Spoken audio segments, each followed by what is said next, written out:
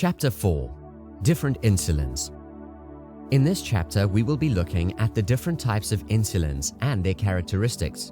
There are 4 basic different types of insulin: rapid-acting, short-acting, intermediate-acting, and long-acting.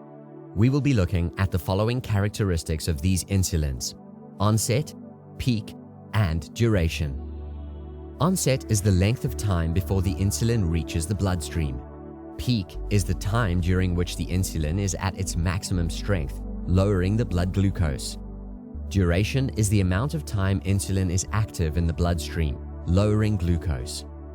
Rapid-acting insulin typically used for bolus injection or correcting high blood sugar. This insulin should be injected before taking a meal. It has an onset of 10 to 30 minutes, peaks at 30 to 90 minutes, and a duration of 3 to 5 hours. Regular or short-acting insulin should be administered approximately 30 minutes before a meal and has an onset of 30 to 60 minutes, a peak of 2 to 4 hours, and a duration of 5 to 8 hours. Intermediate-acting insulin is often used in conjunction with rapid-acting insulin. It has an onset of 1 to 3 hours, peak of 2 to 3 hours, and a duration of up to 18 hours. Long-acting insulin, usually administered at the same time every day, has an onset of 1.5 hours and lasts for up to 24 hours.